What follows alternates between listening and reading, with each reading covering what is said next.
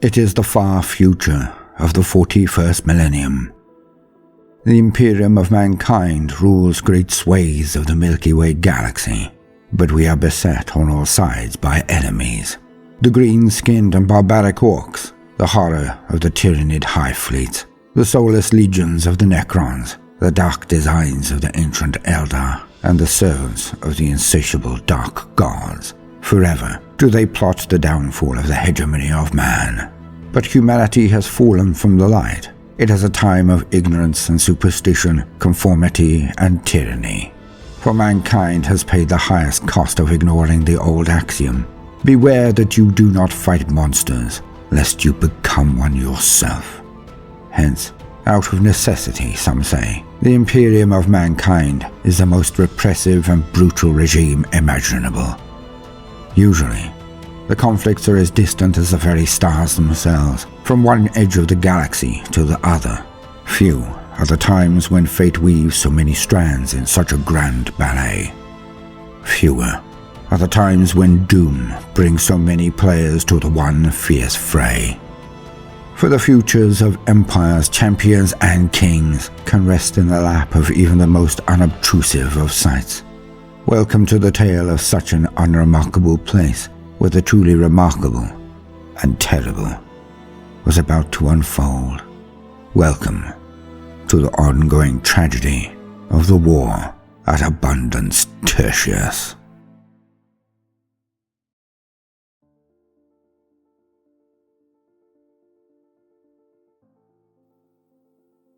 The world, Abundance Tertius. The place, the capital, the palace of the Emperor's Grace. A rake-thin courtier slides into the room and stands in its corner, unobtrusively, data slate in hand, dire countenance on his equine face.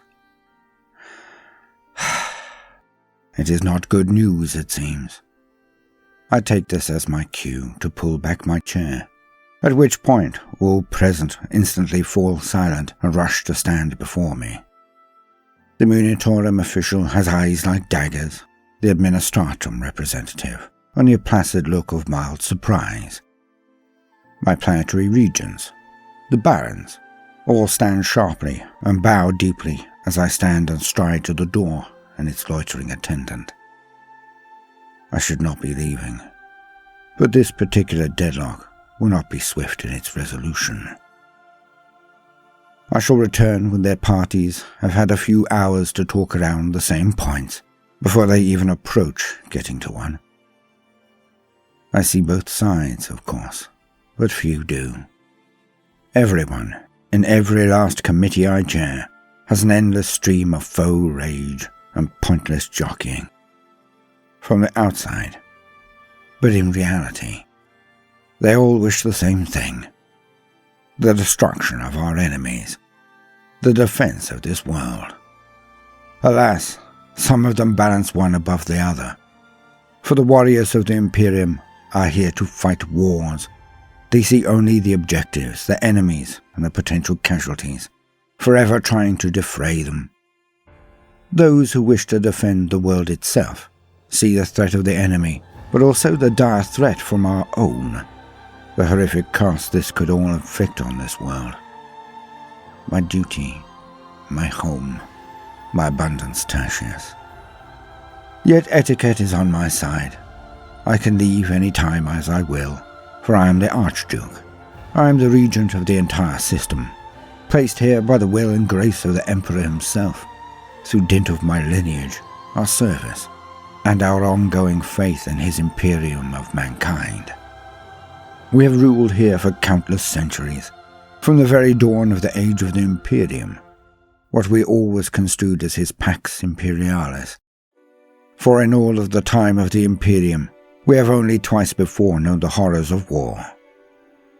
Well, as far as our records maintain, of course. But we are studious. We have always kept faith with the Administratum. We have held good account of ourselves.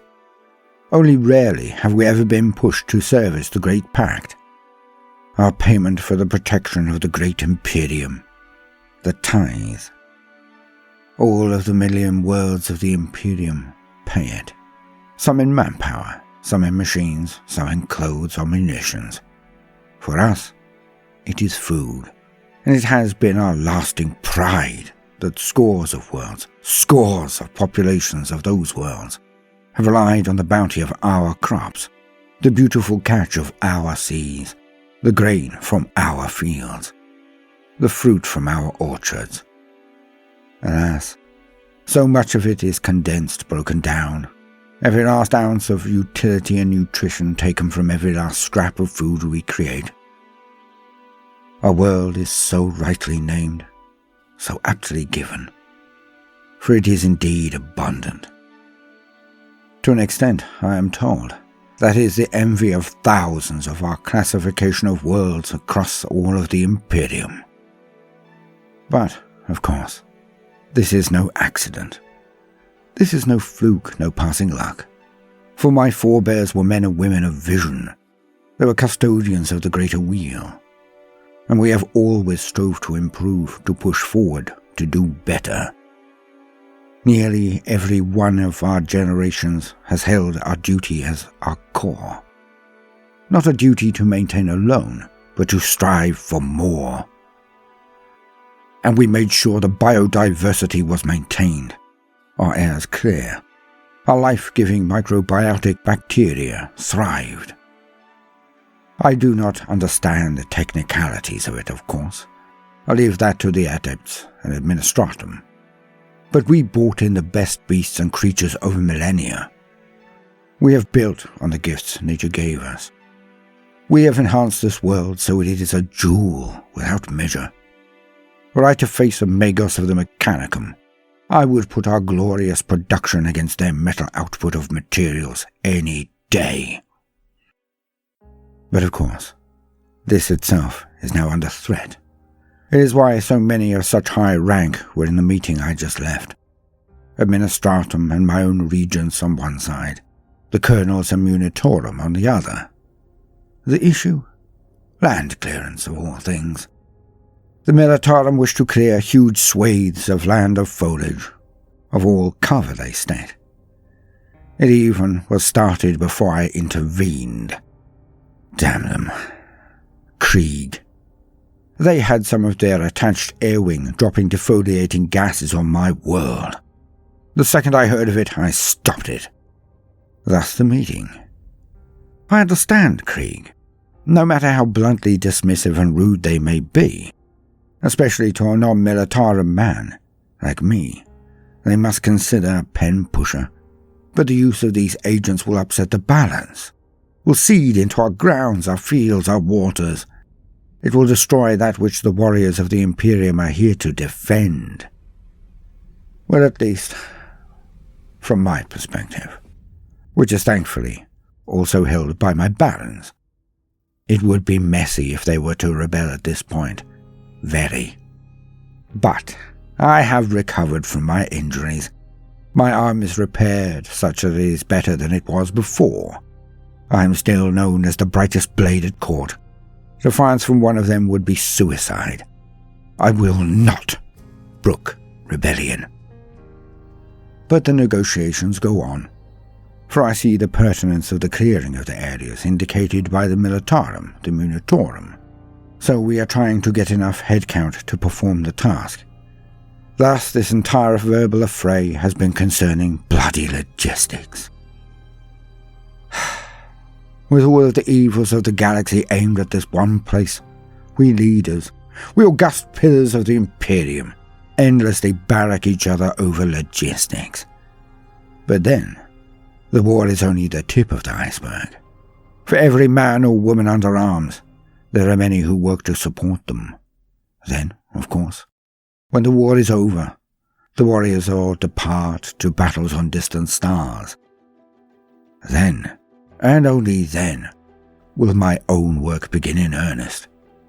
For I must not only stay the course of this war, this wretched affair, but also harbour enough strength to then do the impossible, to then go on to heal my world, to return it to its duty, to feed the teeming masses of humanity that rely on it, on its abundance. but we have planned. My forebears knew that the future is unpredictable. Nothing is certain. So they put in place measures that may well be our only hope when all of this is done. But first, we must get it done. I take the data tablet from the courier as I walk past him through the door. My guard flank me closely as I stride out towards my next meeting, reading as I go. It is a report from the Arbiters, and it is grim reading. Outbreaks of psychoanomalies have increased exponentially. They are getting to such an extent that the Sisters of Battle are calling for inquisitorial support as a priority. The pyres burn day and night. I never thought to see bonfires used thus. For us, in only months gone by, let alone years, we would gather around bonfires at the harvest. The common people would share their food, share their drink, share the first part of the bounty of the harvest. And they would share their dreams, their stories, their hopes, their fears. Loves would be lost, and fights would occur, as ever they did when the wine flowed. But they were communal fires, the warmth of our communities given form. Yet now, they are things of horror. For now, the bonfires all have men and women at their center. The rise in psychoactivity alone has caused pandemonium. The Arbiters report of more and more fringe groups and more cults arising. Most a merely scared flock, hoping that giving themselves a name and wearing a symbol of unity will somehow ease the situation inside their stomachs, their hearts. Give them calm. Like children, they form gangs and groups out of fear. Alas, this is not always the case. For the Sisters have also uncovered cults of a far more dangerous and harrowing nature. Between the Sisters and the Arbiters, the streets of our hives are kept clear and faithful, but it is a concern. Another to be added to the huge pile. A pile that grows every day. For nothing itself is simple when you are the leader of a world, let alone an entire system, and its closest neighbouring worlds. The regiments of the Guard are brave and true, but they can also be rough, callous and cruel to my people. For they are hard men and women, battle-born and without pity or remorse. They stride our streets like ambles. None know what will offend them, what will make them rear up and attack their own. Many, my people, are under the yoke of an oppressive invader, as how many cults now coin things. The fools. What is a slap to the head, a dodged tankard, an insulted dignitary compared to what they will do for us very soon? They will stand in their lines in columns and stand before monsters.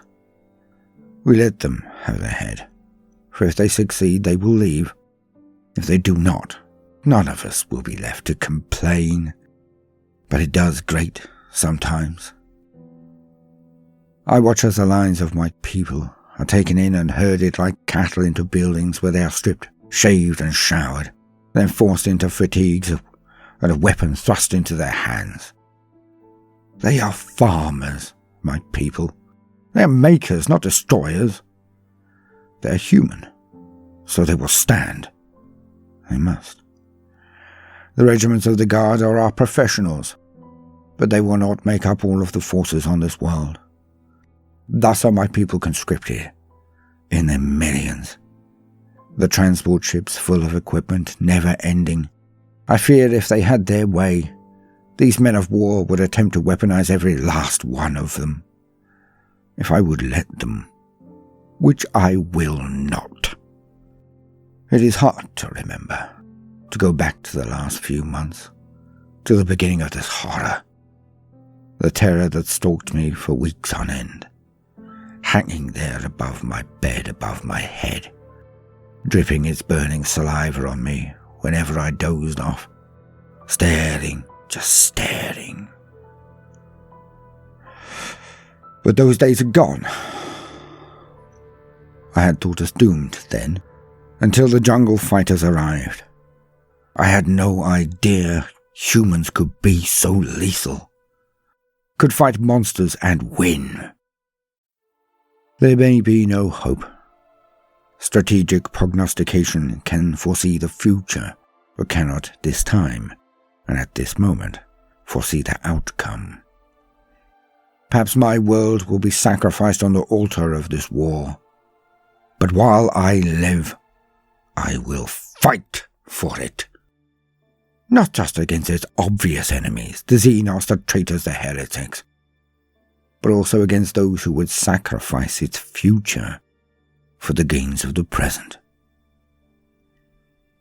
Never before have we witnessed such a collection of the Imperium's might. It is almost unfathomable. Millions of men and women on the ground in the dark of space. Billions supporting them. It is the will of the Emperor made manifest. And it is a thing of wonder. So much effort. So many resources. It is humbling. I sometimes feel insignificant. Yet I am a man of significance in this great war. I can only hope I do not disgrace my line, betray my people. I'll have such need of strength, for in the days to come I will be dealing with legends and horrors, the likes no man should ever face. And that is just our side. Yet I must admit to myself, even if I never state it ever to my subordinates, I secretly hope they will never arrive. For despite every report that hits my slate, every reality of the situation painted out in graphic numeric displays, I still believe not only in the Emperor, but in him. In the Border Prince.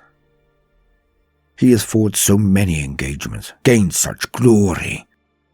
He is such a hero in this sector, it is hard to discern the truth from the hyperbole. But the truth alone is legend.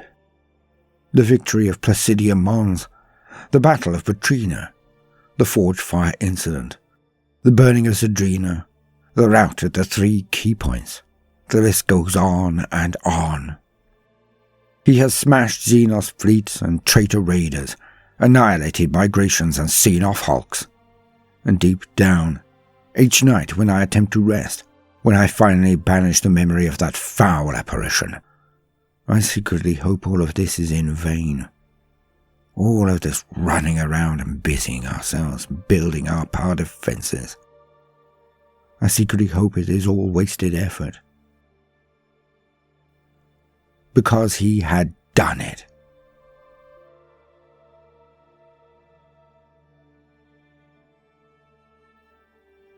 I look to my chronometer. It is time. Above us, in the darkness of the void, it is happening. The final briefing from the Prince to his battle groups.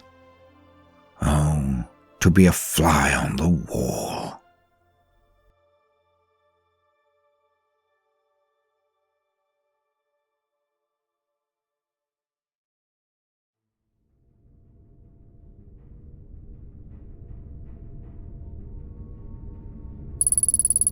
The Lord Nelson, Apocalypse-class battleship, flagship of Lord Admiral F. Drake, codenamed the Border Prince, Grand Meeting Hall 2.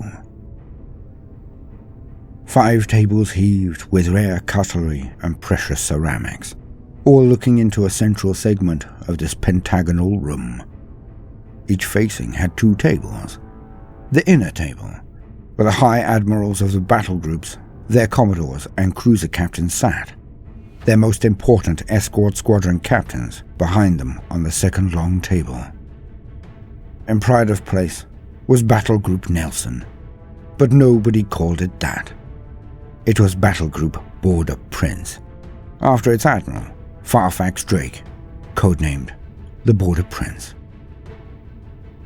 A living legend of the fleet, he now stood and took one of his many forks and gently tapped it against a refilled glass of the most exquisite amasec. The hubbub of the gathered officers fell away, as all now slowly rhythmically began to thump on their tables. The glass and silverware all clanging as they did, heralding their admiral, the Border Prince. The amasec had been flowing so very healthily that many were flushed and jocular.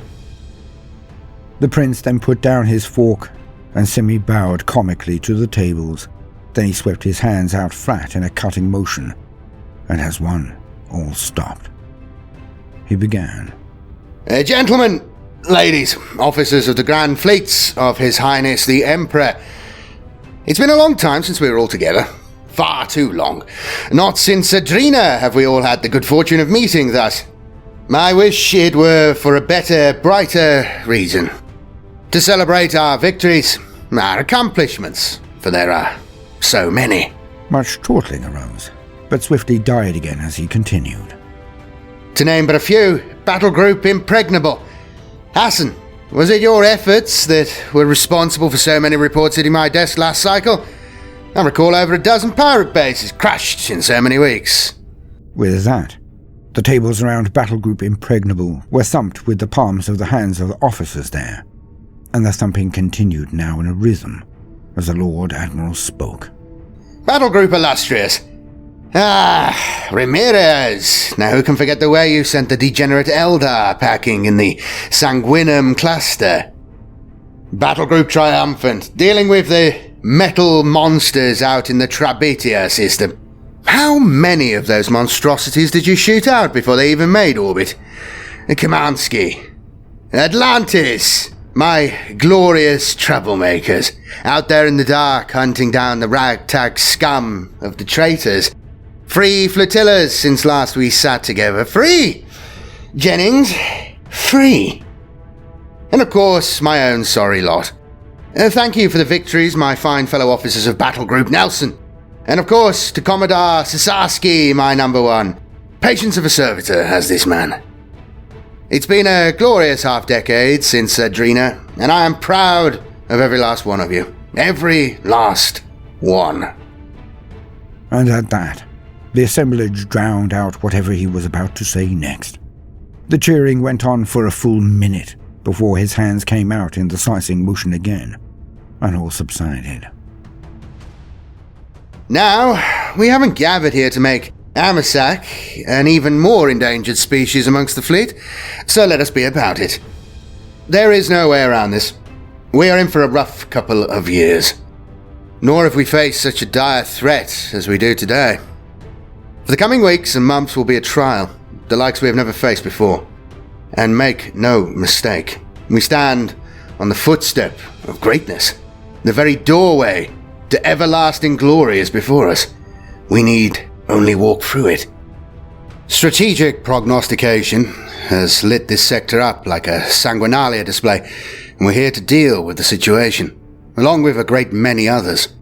As we have all seen for the last couple of weeks, there are ships arriving every day, forces mobilized to consolidate here in this very system, and the reports are serious.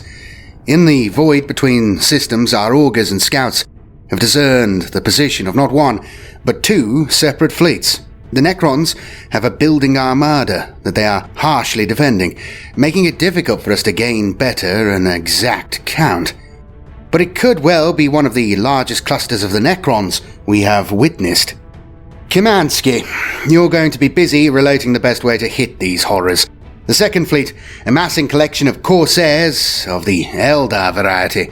Needless to say, theirs are one of the most formidable fleets in the galaxy. At present, they are both massing and veiling themselves as best they can. If it were not for Strat Prog, we would not have known where to look, would not have detected them. On top of all this, we have the sledgehammer that comes to scatter the pieces so delicately being arranged on the board. The Orcs, the green skin. As wars go, it's not a big one, but that does not mean it will not be dangerous. We all know the golden rule, never underestimate the greenskin. And to compound on this, behind the Orc vessels are a tendril of Hive Fleet Leviathan. At this moment, the shadow in the warp prevents us from discerning its true scale. We have a vague idea as to why they are all here, but that remains more of an issue for the ground pounders. All we need to know is that none of these fleets are hanging around for a sightseeing tour. They aren't going away. They are merely biding their time. So let me recap for those in their cups. We face the nimble and professional Eldar Corsair fleets, the impossibly rugged and destructive Necron Armada, the unpredictable and terrible ships of the traitor Astartes, and our twisted mirror, the Dark Navy. It will be a mobile void conflict. It will have to be. If we are pinned in place, we are doomed. This isn't a battle, this is a war. We must face it as such. Attrition is the greatest threat our fleet faces. Heroism, its potential downfall. We will fight separately to the Astartes. It may be more than their patience can bear. Hence, the Astartes fleets have been tasked with guarding the Mendeville point, as more of our lads arrive by the hour. They are also in reserve should one or both of the Xenos fleets make a substantial move in our direction. Ramirez, alas, you and Battle Group Illustrious will have to take a seat on this one and stick with the Marines. They'll need the support in case they are activated. Now, I know it's all been dashed serious. Before you all get down in the doldrums, go maudlin on me, let me tell you the good bit. The central area of the floor of Banquet Hall 2 opened, and out arose a holographic display of the entire system and the nearest half-dozen stars. On it were chevrons of the battle groups perfectly placed, and also were the collections of Xenos sigils that marked the forces in play. Because here is how we are going to smash the orcs so badly that the others will be quivering in their boots, or whatever it is they wear. And thus the Lord Admiral divulged his plan to his senior flag officers. And by only the midpoint of his demonstration, there was not a single face in the banquet hall that was not leering at the thought of what they were about to do to the orcs.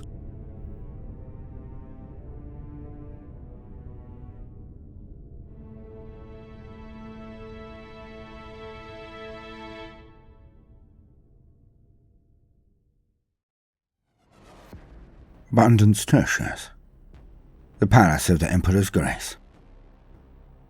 What did you just say? Barked the CANNONESS. Her tone was aggressive, incredulous, but it matched the sentiment of all those in the room. Some were still shocked into silence. Mouths practically hung open at this revelation. 2 days, the Commodore flatly repeated. At that, the spell was broken.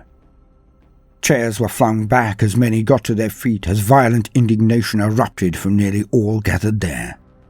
The Commodore, to his credit, did not flinch from the shouts and glares, no matter what invective was thrown in his direction, some of which would usually require he gain satisfaction. But for this time alone, he sat aloof to it all. Captain Larache, the liaison who would be left to handle all of this resentment when the Commodore had returned to the fleet, was less happy. No less composed, but far less sanguine. Sasaki was merely passing on the decision. As it was from his lord, it was, of course, the right decision. But that did not make it an easy one. Not to take, not to impart. Regent Kurlish had folded into his chair, whitening. Regent Zandler stood and blustered. Regents Fianna and Tobin, her looked daggers, growled their dissent. General Van Jordan of the Planetary Defense Force was standing, gesticulating at the commander and cursing like a heathen. The Canoness sneered at the naval officers with contempt. Both Administratum and Magistrorum officials were snarling for his hide. The Imperium of There were man, only a few islands of calm in this congregation. The Krieg General was inscrutable behind his mask. Disconcerting, but he never took it off, no matter who he met with or where. Odd. The Archduke, who sat at the head of the table with his fingers steepled in front of him, so he could look over them at the fresco of rage painted before him. Calm. Colonel Harker looked at Commissar Rickard. They both shrugged mildly and looked on, resolutely unruffled. The last was Major General Killian, known across this region as Major Kill. He grabbed attention with a simple fluid action. His bolt pistol whipped from its holster, a round firing into the ceiling. The gun returned to its holster so quickly few knew the origin of the shot. But all fell silent. The sister languidly nodded at the Catachan officer, an overall commander of military operations in the system. To Krieg went the command of the ground forces on Abundance Tertius itself. As two of the system's planets had vast jungles even larger than the primary world, it was eminently logical. The Archduke resisted sighing as he brushed flakes of fallen dust and paint from his epaulets, as the brusque Catachan general leaned forward and glared into the eyes of all who were squawking. It's time to sit down, shut up, and remember who you represent, the Emperor. Do you think that shouting at Commodore Sasaki here is going to change a thing, or the liaison? He decides nothing! It's a courtesy he is here at all. We have to put our big boy boots on now and get on with it. The prince says he can wipe these scum from the skies, but for his plan to work, we need to button down the hatches for a few days. So stop your whining, it is what it is. Because you can be bloody certain that Admiral Drake knows his business a damn sight better than anyone else here. The red face of Regent Zanler proved his point. Many were happy there was a substantial table betwixt them, due to the spittle that flew from his maw as he rampaged. We do not question the skill of the Admiral, but his priorities. He would see all of our world burn to save the hull of but a few of his ships. 2 days. We will endure 2 full days of orbital bombardment from an unoccupied, unchallenged Orc Armada. Fleet, said Commodore Sasaki. It is not numerous enough to be designated an armada. Despite this correction, a direct confrontation with the Greenskins would cause catastrophic casualties and damage. We can't afford that with aught else that is supposedly coming this way. And it will be 2 days, perhaps 3. We cannot be certain. At this, the listeners were more placid, so they went more to jaws dropping again, instead of furore. Nothing is certain in war, not in the seas, not on the land, not in the void. Nothing, so we plan for the worst. This changes things. A lot. It's time to get every man, woman, armor, battery, and boot under cover of void shielding. Archduke, we're gonna have to absolutely send it across every hive available. The Archduke looked on sternly and nodded his assent. Installations with starports are a top priority. General, he said, indicating the Kriegsman. I want your best in position around these hard points. What we do is very simple. We bunker for days of fire from above. When the Admiral returns and wipes them from the skies, we explode out from our positions. We take back ground and then strike down their landing sites in quick succession. If we leave the scum to their devices, they'll have all kinds of nasty armor and vehicles spewing out from their bases, so we hit them hard. The Sisters will spearhead these strike forces backed by Krieg heavy armor and assault regiments. The May Krieg regiments will be deployed at all strategic points, as the General has agreed. The Catachan regiments will be outside the hives in the jungle. It's likely we will lose some to attrition from impact or bombardment, but we will be dispersed, and for the gains, it is worth the risks. The General will be in charge of the static lines, hives, cities, fortifications, except a few. The rest of our formations will be on Abundance Secundus and Sectus. I will be coordinating the defenses out there. CANNONESS, will you accept the honor of leading the vanguard? The Emperor wills it. We shall lead the cleansing sword of fire unto the unclean Xenos. Aye, we shall lead the van. The Major nodded to the sister. Harker, I want you and the Born to get up to the north and onto the heights. Get your men dug in deep. As soon as the shields come down, it will be open season, because they can't stay up forever. Harker gave a nod, and Rickard a slight incline of his head in affirmation. With that as your rock, I want you and your attached armor supporting the closest 3 cities. Those planetary defense formations will need stiffening. General Vorden sneered, but looked away, did not challenge the Major General. Thank you for attending, Commodore. We'll let you get back to the fleet. He then turned to address all in the room. We only have 10 hours. If we aren't finished with this in 8, I'm gonna start shooting people. Every last unit, squad, and gun needs accounting for in a protected position by the end of this meeting. Recaf is on the way. Roll up your sleeves, people. It's time to do the hard bit of war, the organization. He looked around for any sign of dissent, then waved the officials at the doors, which were then opened. The stations of the regents and officials then spun, and tech adepts of Mars came inside to act as links or assistants, an army of intelligence and strategic officers in their wake. And with that, the heads of their micro-realms, their armies informed, bartered, bullied, command, coerced, and cajoled the many strands of the forces under their command. It was a huge room, and it was filled to the rafters with activity. It was actually 7 hours later that they all stood gaping at the beauty of the web of orders they had issued, the pure symmetry, efficacy, and pragmatism of the plan. No one thing relying on too many others to be effective, some redundancy, many transport units organized with little slippage here and there for delay or disaster. The huge list of units, the pride of the Guard. Nothing would be left to chance. This would be nothing if not a damned efficient war. The bedrock of Major Kill's success. Realistic planning. Well, that, and an almost unhealthy streak of bravery and instantaneous cunning that had foxed more than one enemy and led them from victor to vanquished. Major General Killian would not be present, but his fingerprints were all over this entire theater. All they would have to do was endure multiple days of bombardment from orbit, and then take back their word from an angry horde of greenskins running amok. That's all.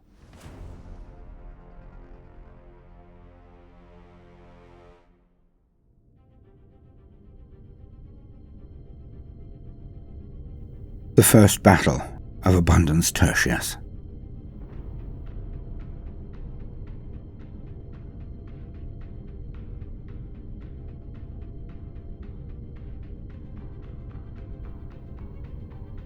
In the dark of the void betwixt systems, a huge rent in space tears across reality. It is joined by half a dozen more of these hideous scars as the Orc fleet translates out of the warp into real space. Coming through these holes in their tens, supporting the largest vessels that created the rents, the mammoth meteors called rocks. As predicted, they are on the opposite side of the system to its standard Mandeville point. Their course, directly at Abundance Tertius. They are weeks out, but immediately begin the slow process of building up speed. And as one, their engines spark into life and propel them slightly forward through the darkness of the void. The auger arrays go from cluttered to awash with data, as the first reports of contact are signaled between the battle fleets. The Lord Nelson hails the flagship of each battle fleet. The Border Prince addresses his officers one last time before battle. The first engagement. First, remind your men and women of this. First, no heroics. We let them close with the monitors, then we sweep them in one passing broadside and out. No double dips. Hold formation. And off we go, full thrust all the way. This one is about information and giving them a bloody nose. Pick off stragglers and try and bunch them up for our next waves. Hunt well, but bring your ships through. The link was closed. Everyone knew what they were about. Only Battle Group Illustrious was not present. They would join in later, perhaps, if there was real need of them. If. The Orc fleet was more lurching than plowing through space, still slowly building its speed, but heading directly toward the line of old monitors that had been left as a lure. As the range closed, the Auspex and Augurs went into overdrive. Finally, the numbers would be confirmed. Again. They had dipped out of warp near 5 jumps out, to get their bearings or to stop the endless assault of the forces of chaos. Who could say? But then, there were only partial readings. Now hard facts came through. 10. A full 10 rocks were at this fleet's core. Huge meteors with engines and weapons attached to them, then jettisoned toward their target. Usually. The readings coming from these rocks were proving hard to define, near impossible to pinpoint. But it seemed as if the fields were centered around the rocks. Possibly. Despite this disruption, the fog of war was lifting. 10 rocks. With dozens of supporting ships and kill cruisers amidst the entourages of these mobile bases, but no battleships. Not one. For a fleet of this size, strange. Not unheard of, but strange. The only thing they could immediately see, the monitors, were out in the open and lined for defense. They were small inner-system platforms more than ships, their engines for positioning more than battle. But they had one thing in their favor: firepower. In this sector, the older Thunderstrike macro cannons were on most of these types of ships and orbital defenses. They were certainly no match in range or fury to the Styges pattern macro cannons of the ships of the line in the system. But they were dangerous enough. They had no hope of escape, no chance of survival. The crews had been skeleton, and those who had fallen from grace for one infraction or another. They would die. They knew this. Every last one of them knew it. But they also knew how much damage these old macro cannons could dish out to their foe before the end.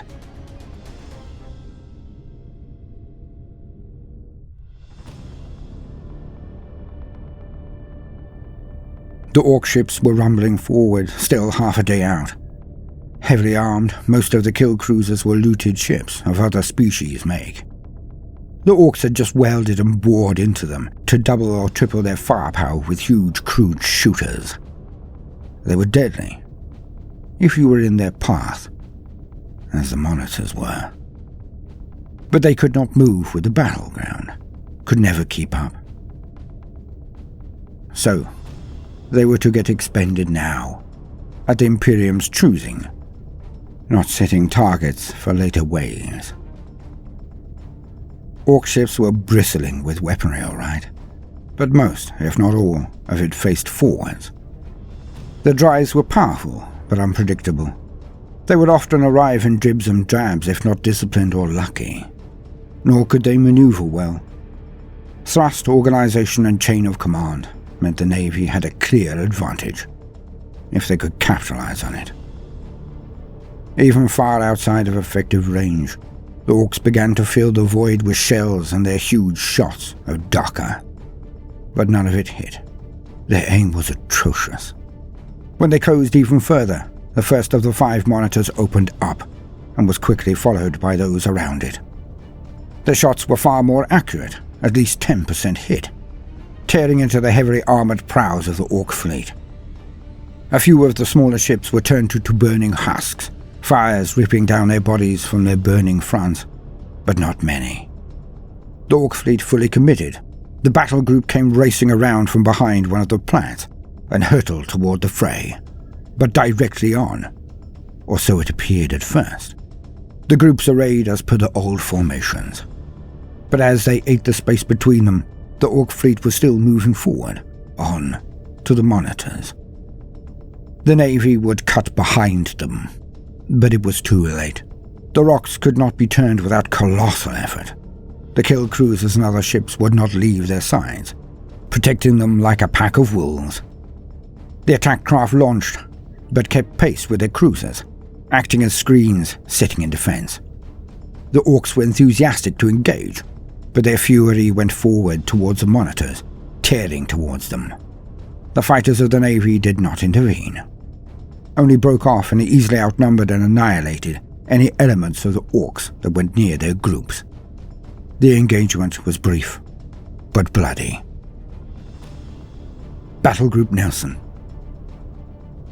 The head of the spear of the Imperial Navy was not Battle Group Nelson. That would fall to Admiral Kiminska and her Battle Group Triumphant. But Nelson was the first to fully engage with the Orc fleet, along with the Revenge and the Gryphon. for both the Lord Nelson as an Apocalypse-class battleship and the Artemis Ascendant, a Dominator-class cruiser, both were armed with the terrifyingly powerful Nova cannons. The Revenge, the Mars-class battlecruiser with battlegroup Atlantis, and the Gryphon, another Dominator-class cruiser in the battlegroup, would also be unleashing their fire before the fleets engaged. When in close proximity, it would be impossible for them to be used without collateral damage. The heavy Nova cannons were things of wonder. For as the Navy and the Imperium closed, they fired these massive weapons.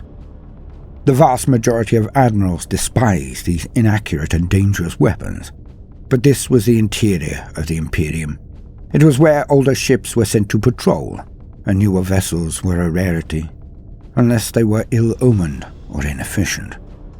Then they would be sent to the seemingly less dangerous regions of the Imperium, shifted out of the main battle lines, as admirals attempted to ditch the ships that they could not use easily. The Prince took in these ships with open arms, swapping smaller but more favoured vessels in their place. But by doing so, Admiral Drake had been permitted to collect a battle fleet of ships that were far larger and more powerful than would usually be seen anywhere but a high priority and intensity zone. The Nova cannons were not favoured weapons at all, but he had many ways to use them, had always been ingenious, and now Battle Fleet Prince were experts in their use. But they would only get a few shots off at most before they went in to close the range, so they had to count, if at all possible. The firing of the weapons was a Herculean task. The main shaft of the cannon went down the entire length of the ship, drawing massive amounts of power from the engines as it prepared to fire. Shot that itself was over 50 feet in length, but would be pushed down the ship by ever-increasingly powerful graphitic impellers that accelerated them to near the speed of light. Each segment the shot went through amplified its speed until it was released into the enemy. The shots from the Nelson and Artemis Ascendant fired first, followed only moments later by those from the Revenge and the Gryphon. Their blasts were propelled into the void towards the Orcs. One flew so far to the south and one to the east that they were utterly ineffective. The Ascendant was wide, so too the Revenge, but the shot from the Lord Nelson smashed into the main body of a rock.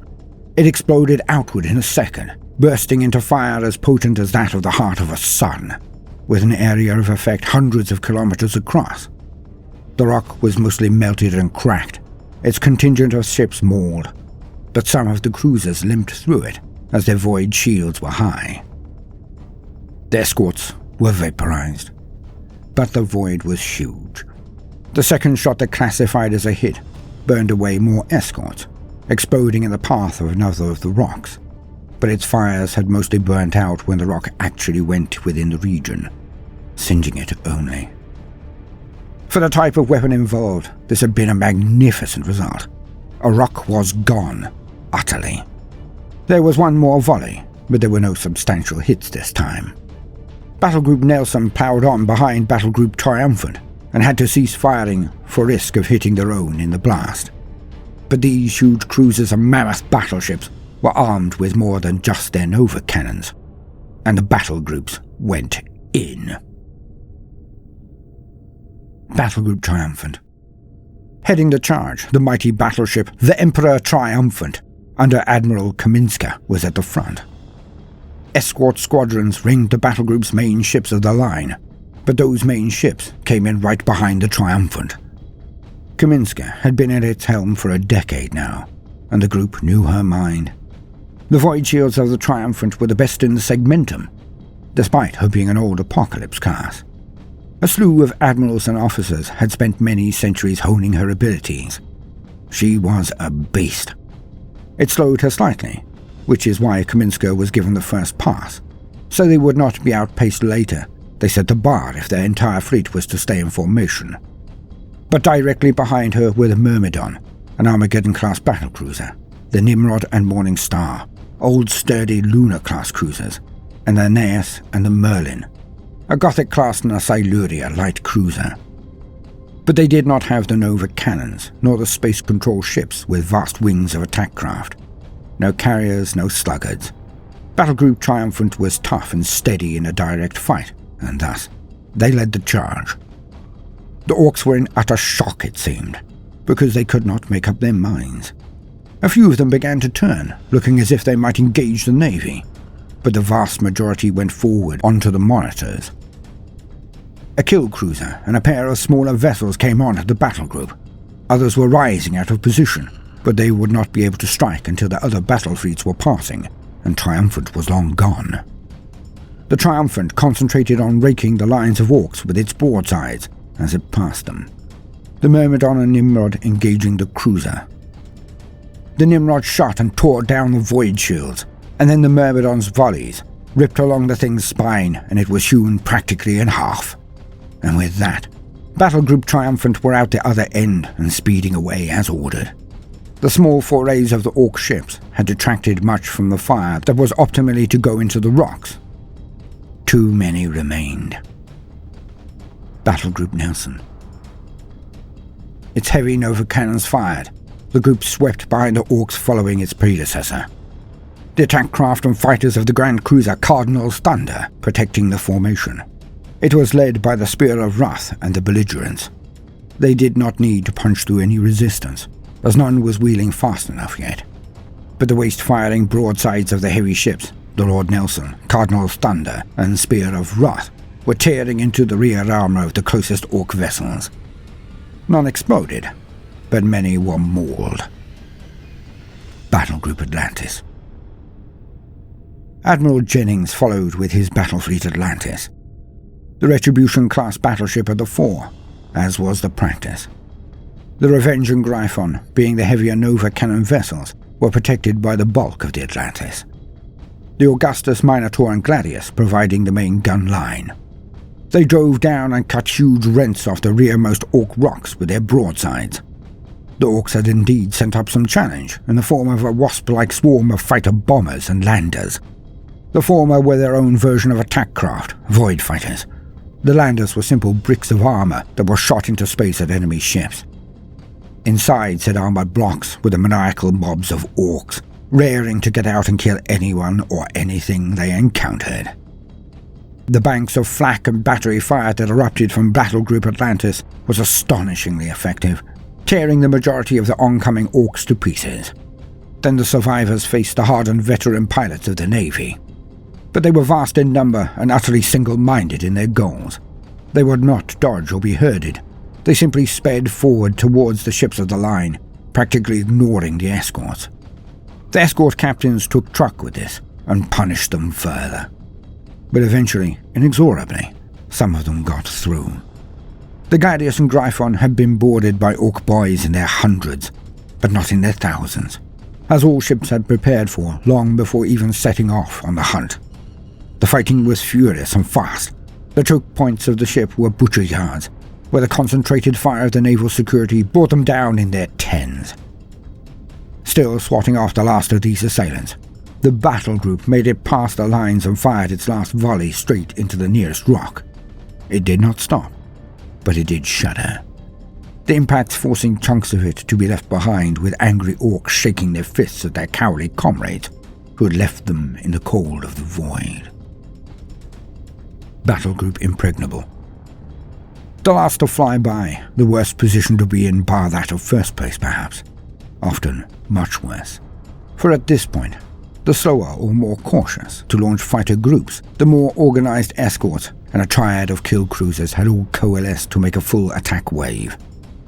The Arrogance had launched nearly all of its fighters, and the Mercurial Wrath was a Nova cannon vessel, so neither would be at the front. Admiral Hassan led the Impregnable, an old vanquisher that most had believed decommissioned, but the broader prince had nabbed it and given it to his most aggressive admiral. Backed up by the power of the Emperor's Majesty, an Overlord battlecruiser, there was formidable punch in the group. The Daedalus and Righteous Oath were light cruisers, but still had it where it counted. The orcs were banking and attempting to get the group into their front arc. The rest of the orc fleet now some distance away, so Hassan turned his line so they would gain a better broadside apogee on the enemy, matching their angle to elongate the fusillade, but remaining out of their optimal firing marks. allowing the orcs to get closer than most would. The collected might of Battle Group Impregnable was brought to bear on one after another of the cruisers. The first broadsides brought down the outer armor of the orc ships. Although not utterly scuppered, the Navy shifted target to the next. This suffered the same fate, Hassan hoping that they would be slowed to such an extent that they would not be able to keep up with the main force and be easy pickings later in the campaign. The Righteous Oath took a hammering on its shields and armor as the last kill cruiser finally got into arc. The escort, Vexator, valiantly flew between the two ships and eased the passing of the Righteous Oath, but was crippled and left behind in its turn. As Battle Group Impregnable sped off with the rest of the fleet, the Vexator was surrounded by orc craft, but all went up in a huge explosion as the Vexator waited for the other ships of the group to get clear before overloading their plasma engines. But while all this was occurring, what of those gallant redeemed? The crews of the monitors. The fire from the rear did nothing to improve the mood of the orc captains, so they threw open their every gun port and spat their fury at the monitors. Their heavy shots slammed into the armored fronts of the monitors, but the sheer volume of impacts simply shook then tore two of them apart. Another was diced by a closing cruiser that unloaded right into it. Another was rammed by no less than 4 smaller orc vessels. They cut straight through it eventually. The last was brought down by successive dive bombers and strafing runs from orc attack craft. The monitors were gone. The battle over. The Armada ploughed on into the system. The Navy, furiously firing all engines to get to its next set point.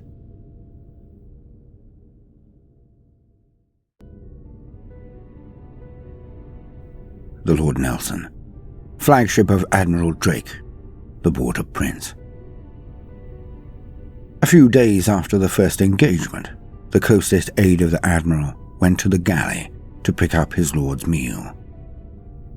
After several attempts on the life of the Admiral, Lord Lieutenant Banks would take no risks with the welfare of his charge. He always had a taste of everything before ever he set it down in front of his lord. The door was securely protected by 2 of the finest men in the fleet. The contents of the covered tray that Banks held was inspected swiftly. Of course, they would never question the loyalty of Lord Lieutenant Banks, but there was no guarantee someone else had not stolen or copied his visage, of course. But when they were sure, when passwords and questions had been answered with alacrity, the doors slid open. The Admiral's quarters were ordered in every regard, except for the table at which the Border Prince now sat. Data slate after data slate stacked precariously in front of him. The phenomenal depth of detail that the Admiral knew was always interesting to Banks. He did not see how his lord should need to know the exact situation on every ship in the fleet. But then, he was not the best admiral this sector had ever seen, and the Border Prince was. As he entered the room, the junior officer hailed his admiral, letting him know of his presence. Admiral Drake looked up from his screens and then moved a few out of the way when he saw that it was time for his sustenance. But he kept hold of one of the things, and read from it as the junior placed the tray before him and took off the metal lid. The freshly poached fish was delicately oiled and surrounded with the most exquisite of nutrient cubes. The prince barely looked at it. How goes it, my Lord Prince? Damage reports are light, thankfully. Few escorts, frigates maimed, and the monitors.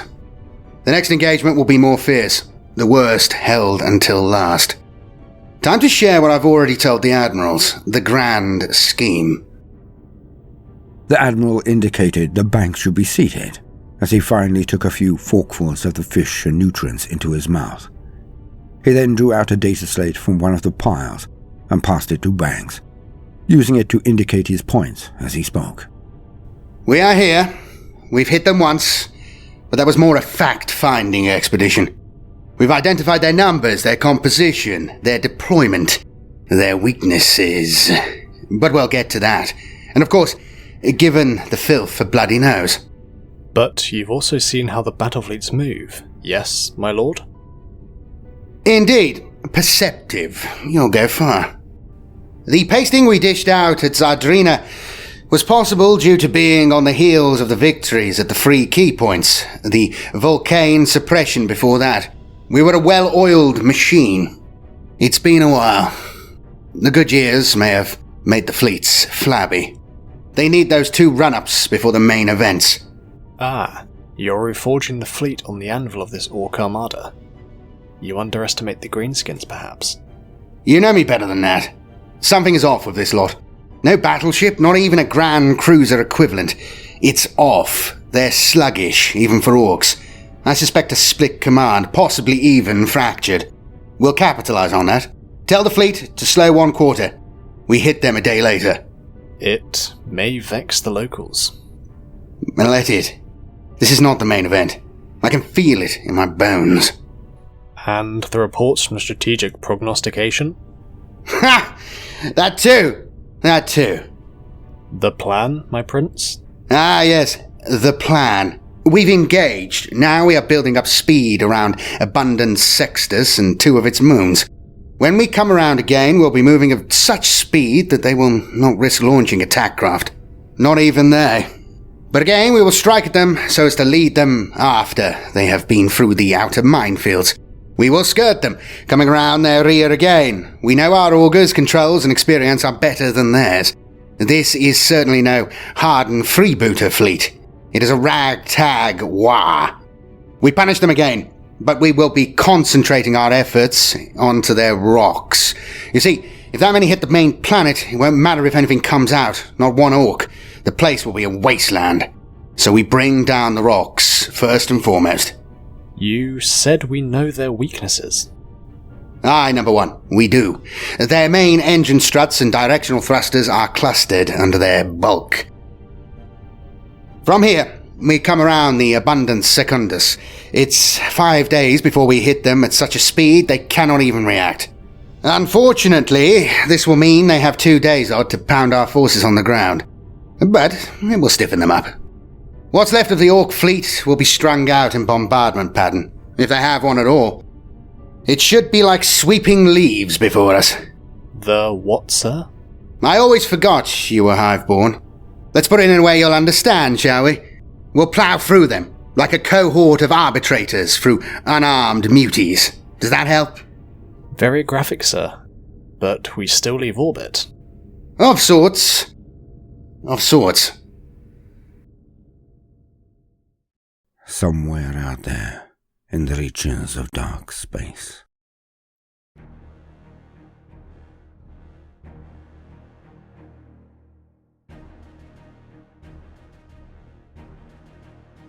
Two letters short of loyalty. I laugh in their faces every day. I scuttle about, bribing, braying, balking and blustering out my part. The part of the good lieutenant, the perfect but potent stooge. Zemet. I must be careful of him. Zemet. He questions the source of my might, its magnitude. I feel it in his eyes. The rest are dots. But not my master, not he. Yet he is blinded by his want, his yearning. He has not smelt me out.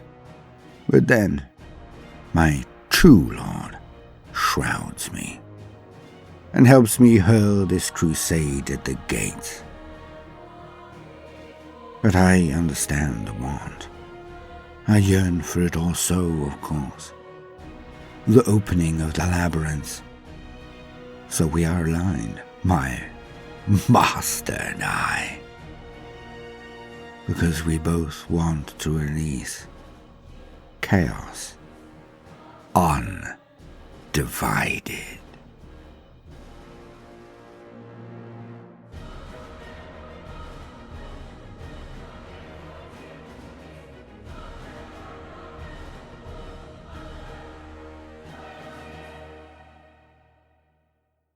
Continued next week.